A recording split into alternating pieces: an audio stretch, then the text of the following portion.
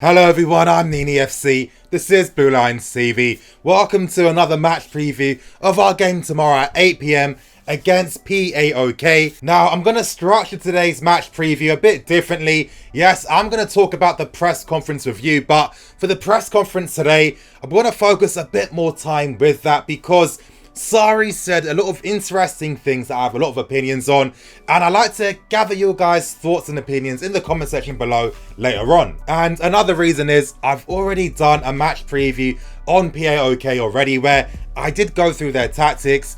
They're not going to do anything differently in the game tomorrow, so I feel like I don't really need to repeat myself again. You guys, in the card above, I'm going to link to the previous match preview if some of you guys want to get the tactical understanding on PAOK. But anyway, if you like the content I produce, smash that like button, help me get more than 500 likes for today's video, and press the bell notification button as well to stay tuned to all things Blue Lions TV. Getting straight in with the press conference, starting with Hudson Odoi and Kante, and that's one of the main reasons as to why I wanted to spend more time discussing the press conference today. Now, yeah, we know that Hudson Odoi is going to be 18 years old soon, and Sarri had a few thoughts and opinions of his own. Now, he did let us know that one of the reasons that Hudson Odoi isn't playing as much is, one, he feels like he needs to improve from a defensive standpoint and from an offensive standpoint, but when it comes to the off-the-ball movement, he feels that, yes, Hudson Odoi is great running at opponents,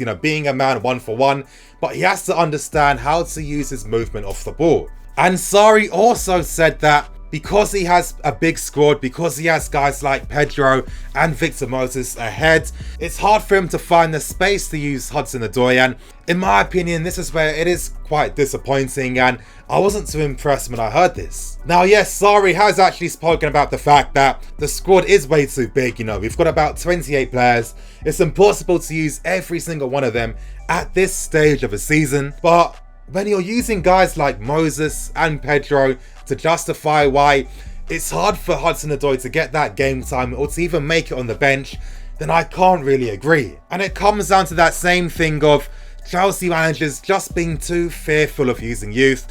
I'm trying to find other reasons to understand why. I'm sorry, at this stage now with the youth players are producing, they're already way too good and they actually need to be at this stage, especially because they're so good where, of course, they are rated very highly by players and by people at the club, but not good enough to actually get consistent game time at Chelsea. And what really frustrates me is the fact that, why do these guys have to be so perfect? I mean, when you look at a lot of the first team players and senior pros at the club, are these guys really technically accomplished in every aspect of their game? Have they mastered every single aspect of their game? Of course not. And it gets me thinking, why do these guys have to be so perfect before they're allowed that opportunity to get game time? How many kids are going to be perfect at Hudson Odoi's age? Now, it's great that Sarri's actually let us know the areas that Callum needs to improve in. I mean, it's not very often managers tell the fans exactly what the areas are, but then when you take away his deficiencies that he currently has, I'm sorry, he's got so many positives to his game that you can't really ignore them or really dismiss them or reduce them. We've seen the promise that Hudson Odoi did show during pre-season. For example, how many times in that Arsenal game did he brush off guys like Mkhitaryan or Bellerin using his physicality? The guy's a lot stronger than we actually think, but he showed then that he is willing and he can learn. Now, this is my personal opinion, you guys. I'm not saying that I'm exactly right. You can all have your own personal thoughts and opinions from the things I'm about to say now, but with how I see things, I kind of see it like, well, motivation levels aren't going to be as high where, let's say for example, you're performing very well in training, yet you're not getting rewarded for your good work in training sessions. It's natural, where humans, once you put your efforts in and that gets dismissed or ignored, it's hard to really be motivated in the long term. Now, during pre-season, we could see that Hudson Odoi was actually very hungry, and it seemed like he was very willing to learn to what Sarri expected from him. But there's one reason as to why I did come up with this conclusion myself, and that's down to the fact that it's another time that Sarri's actually complaining about the fact that the squad's actually way too big. Now, in my opinion, I personally feel that Sarri thinks it's much easier to maybe dismiss the young players because there's no real expectation for these guys to play right now. But if you're a senior pro where you're on a nice contract, where you do want to play, where you do have more of a say, of course, if you apply pressure to the manager, it's going to make his life much more stressful, much harder. So it's no surprise why it seems like he is favouring the senior pros, because that's the easier option compared to giving someone like Ampadu or Hudson Odoi game time. And moving on to the final point of the press conference, and that was in regards to Sarri talking about Kante again. Now, for me, this is a complete non-issue. I really don't understand why people just can't grasp that the system doesn't allow for Kante to play centrally, because we need that reducer to help us with our build-up play.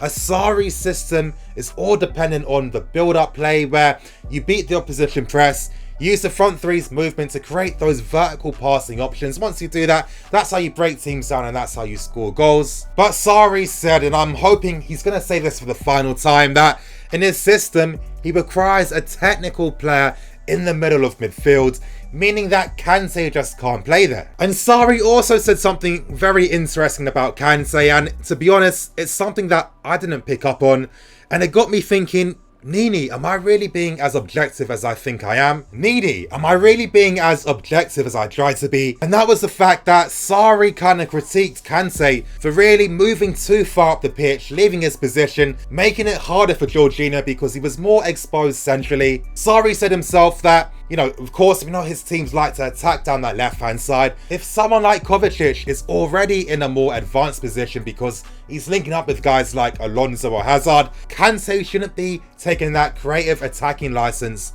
to roam in the opposition box. What he needs to be doing is moving closer towards Jorginho. Number one, so he can be the passing option for Jorginho, and two, because he can help out more defensively. And I get a lot of comments of people talking about the fact that why doesn't Sarri use a 4-2-3-1? Well, again, I've already said that we already kind of do this already, and Sarri's just basically letting you guys know that yes, in moments of the game, Kante needs to understand things a bit better, and he needs to know when to drop deep. Now, one thing I like about Sarri is that he always provides context to his thoughts and his opinions, and Sarri himself stated that, yes, I even understand why Kante decided to attack a bit more. You know, we've conceded 2 goals in the first 60 minutes. It's natural that you want to get back in the game and you're going to take more risks. But I guess what Sarri's trying to say is, when things aren't going well, the team needs to stop giving up on the system and playing their own game, continue doing what Sarri's working on. It's going to make things go even longer and harder if we constantly keep doing our own thing once anything's not going in our favour. Now, I never saw this. I actually tweeted during the game that, wow, I'm seeing Kante being the most advanced midfield player. He's making those late man runs into Man City's box. And I saw that as him trying to be more offensively responsible. But even from Sarri's comments, it's showing me that, you know, maybe I need to understand things a bit better with the system and what Sarri expects from individual players. But actually, listening to Sarri's point, he's 100% right. I completely agree with him. And really, it just adds to this whole debate that fans are creating for themselves, whether Kante should be playing in this more natural role, as they keep saying for some reason, or whether he should persist playing in Sarri's new position. Now, moving on to the predicted lineup part of the video. Yes, I know I'm really late into this video, but something tells me that Sarri might not start Callum Hudson-Odoi. Now, in my opinion, I think it makes quite a lot of sense to actually start him in the game, and of course, there's still that possibility that might happen, and that's the fact that, you know, with Hazard coming back and Sarri stating that, you know, he's been getting slight knocks with his ankle and his back, it's guaranteed that he's not going to be fully fit for that game against Fulham, meaning that we're going to have to rely on either someone like Pedro or Williams. So it doesn't make sense for these guys to start the game and have Hudson-Odoi coming on maybe in the 60th minute. I'm hoping too that Ampadu is going to play. Ideally, I'd like the guy to start. I mean, we've already qualified. We've got nothing to lose. PAOK aren't going to give us any testing questions that we don't already know, and we're using the B team players, so really this is the pure definition of a nothing game. And even when it comes to Ampadu, it gets me thinking, you know, this guy can play for his nation, he can play for Wales in very high pressure games where they're trying to qualify and get points, but you're telling me that it's a risk to use him against opposition like PAOK, Videoton and Bate? Come on now. And it brings me back to a point that I was discussing in yesterday's live stream, where I feel that Sarri needs to rotate a lot more. There's so many benefits to doing this, and I just look at Pep Guardiola, because Pep Guardiola is the king of rotating. He does it constantly, and is it really any surprise that his team seem to last longer, you know, during seasons? I mean, let's be serious. You only see Pep Guardiola teams start to fall after they've won a league, and the benefits you get from rotating are all the B players and the squad players get up to date faster tactically. They know how to play with their teammates as well. They become more confident in the system. And more importantly, I feel that it makes players more motivated, knowing that if I actually put effort into my training sessions, because let's be serious, it's not as if every professional constantly puts 110% in training, but if I do that, I've got a manager in Pep that's going to reward me. He's going to notice this, and I am going to get game time. And I kind of feel like, let's say you even perform well in training under Sarri, is he the type of guy that's going to use you? I'm not too sure, because it's not only just players like Hudson or Ampadu. I'm thinking about guys like Christensen and Emerson. Why are these guys forced to play B team games? They shouldn't be. What's that telling Christensen? Oh, sorry, you're only good enough for Europa League and for Carabao Cup games. I mean, come on now. Emerson as well. I mean, this is a guy that could provide something useful for the team, but he's not getting that fair opportunity. Now, to give some brief thoughts on the game tomorrow, this is going to be very quick because, as I've said, if you want to get the tactical breakdown on who PAOK are, in the card above, there is going to be a link to a video. But really, this is a nothing game. Now, yes, PAOK have a lot to play for because they're trying to salvage something from this group. All I can say briefly is, expect them to use a 4-2-3-1 system and expect them to defend. I mean, we've already seen what we've done against them already. Now, my only thing is, I want to see a good, fun performance. I'm not too sure 100% that we are going to see that, but ideally, I would like to. And I think with that potential midfield of Cesc, Ruben, and Cover, it's very offensive. You know, it's a midfield that can play between the lines, can break the lines. A lot of good, incisive passes as well, because they all are very good technically. And with the spaces that PAOK leave out wide, I feel like we could easily drag them out, especially if we use such an attacking-minded midfield like this. Now, a few more thoughts. I think the only good thing about this campaign so far is that our fullbacks have looked decent. Now, yes, I know that they've been playing against very weak opposition, so it's really hard to use that in the greater context of things, but I think they've shown the potential for what good attacking fullbacks can do for the system.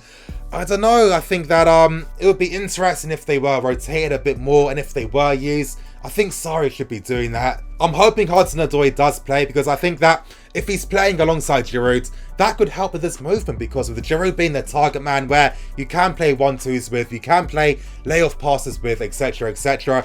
You know, Giroud creates space, and I think that if he's doing that, it's going to make it easier for Hudson Odoi to know, okay, I know where to be off the ball. And my final point is, I'm hoping that Loftus-Cheek is going to have a good game. I mean, he must be annoyed that he didn't even make the bench against Man City, knowing that last season against Man City, he put in a very dominant, accomplished performance against them. And he's thinking, you know what, if I play well, if I do bits, I need to try and make it into the squad for the game against Fulham on Sunday. No debating.